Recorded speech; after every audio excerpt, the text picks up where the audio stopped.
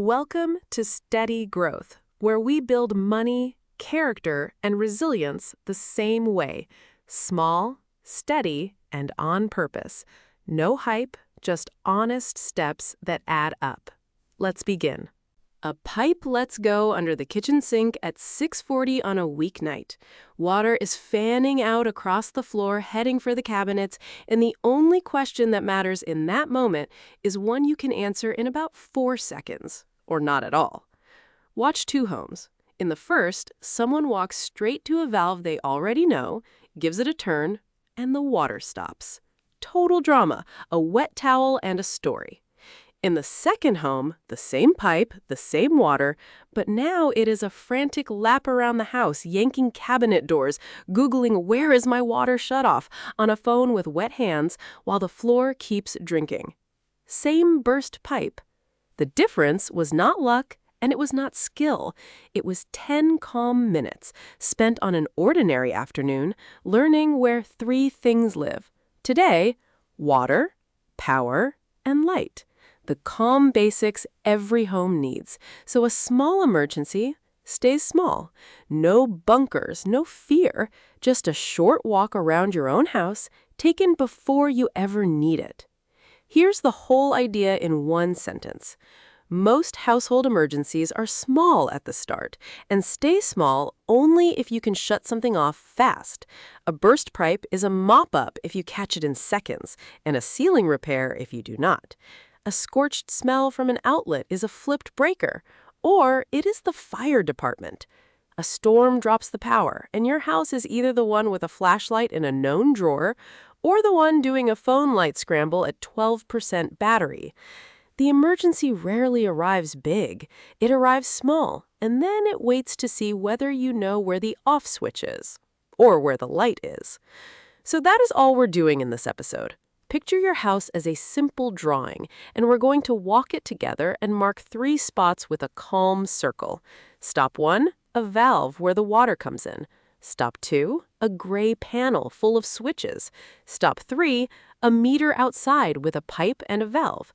3 circles on the map of your own home, drawn on a quiet day, so the loud day finds you already knowing exactly where to go. Watch them appear one at a time: water, power, and gas. Let's take them one at a time. Stop 1, water. Somewhere on your property is a main shutoff that turns off every tap in the house at once. Picture it now. It's usually where the water line enters, often a basement wall, a crawl space, a utility closet, or a box near the street. It's a valve you turn or a lever you flip a quarter turn. Go find it this week, in daylight, with dry hands and no emergency. 2 things to check while you're there. 1, can you actually turn it? Old valves seize up, and the moment you need it is the worst possible time to discover it's frozen solid.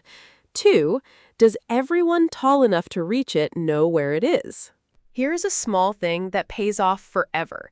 Once you find it, snap a photo on your phone and stick a bright tag or a strip of tape right on the valve so it reads at a glance, even by flashlight. Future you, ankle deep at 6:40 on a weeknight, will be deeply grateful. While you are down there, find the smaller shutoffs too, the little valves under sinks and behind the toilet, because most leaks are local, and a local valve spares you shutting off the whole house. Knowing your water shutoffs is the single highest value 10 minutes in this entire episode. A burst supply line can put hundreds of gallons on your floor in an hour. The valve costs nothing. Not knowing where it is can cost you a floor. Stop 2. Power, your breaker box. When a circuit overloads, a breaker trips and a chunk of your house goes dark on purpose. That is not a malfunction. That is the system protecting you, exactly as designed. So go to the panel, usually a gray metal door in a garage, basement, hallway, or closet, and open it on a calm day. 2 small jobs. First, label it. Half the panels in the country have a sticker that says nothing or lies, and at 9 p.m. with a tripped circuit, you do not want to be guessing. Walk the house, find which breaker controls what, and write it down. Second, Learn the motion of resetting a tripped breaker. A tripped one sits between on and off. To reset it, you push it firmly all the way off first, then back to on. That is the whole move. And while you're thinking about power, think about light, since they fail together. Keep a real flashlight in a drawer everyone knows, give each kid their own to keep in their room, and skip the candles, because an open flame in a dark, bumped-into house is how outages turn into fires. A personal flashlight turns a nervous kid into a deputized adventurer in about 2 seconds. Now, the honest part of power. If a breaker trips again and again on the same circuit, or you smell something hot, or an outlet is warm or scorched, stop. That is not a reset job. That is a stop using it and call an electrician job. Knowing the difference between a breaker you reset and a smell you respect is exactly the calm competence this is about. Stop 3. Gas. And here the rule is the simplest of the 3, on purpose.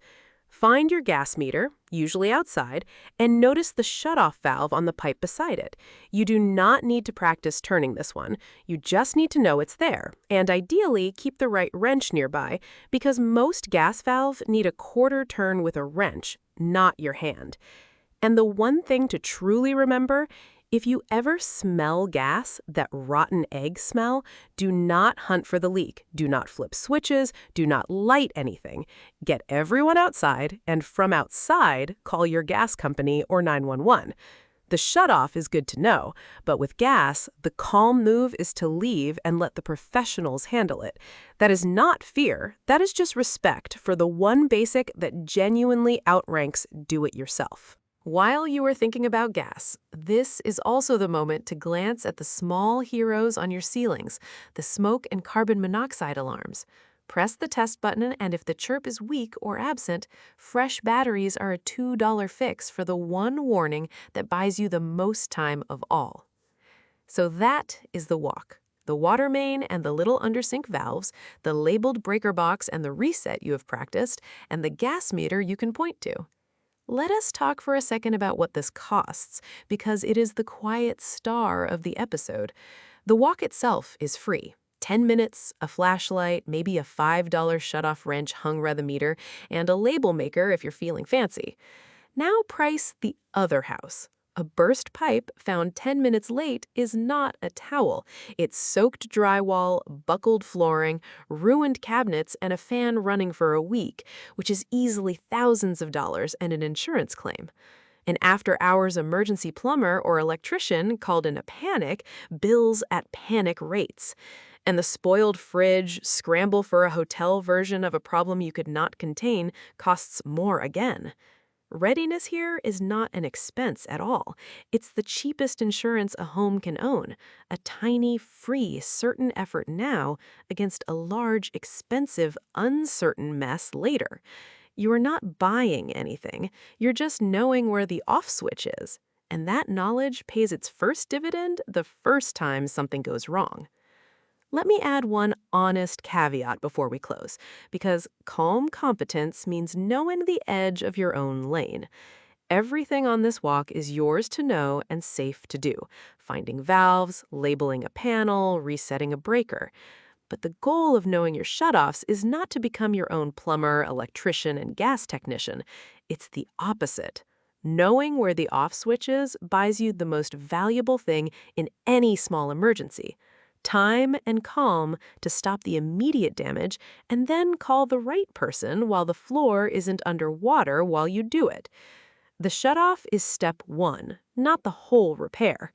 And with gas especially, when in doubt, leave the house and let the pros handle it. A confident home is not one that fixes everything itself. It's one that contains the problem in the first 60 seconds, then makes a calm phone call instead of a panicked one. So here's the whole thing to carry into one short walk around your own house this week. Find the water main and make sure it turns. Find the undersink valves. Open the breaker box, label it, and practice the reset. Walk out to the gas meter, note the valve, hang a wrench, and promise yourself that if you ever smell gas, you will simply leave and call. Tell everyone in the house where these 3 things live, because a shutoff only you know about only works when you're home. None of this takes a weekend or a single dollar. It just takes the decision to learn it now on a calm day instead of discovering it on a loud one.